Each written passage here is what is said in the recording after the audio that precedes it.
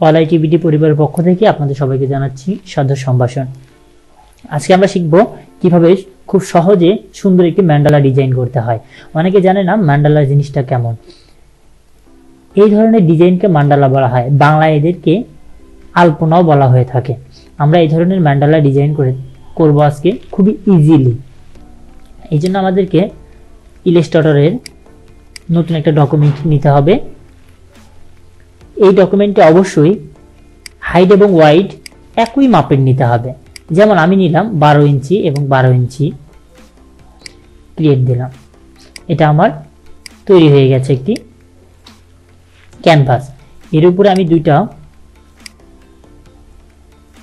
Horizontally এবং vertically দুটো line টেনে নেব। এই দুটো লাইনকে ধরে আমি অ্যালাইন করব, অ্যালাইন টু আর্টবোর্ডের সাথে।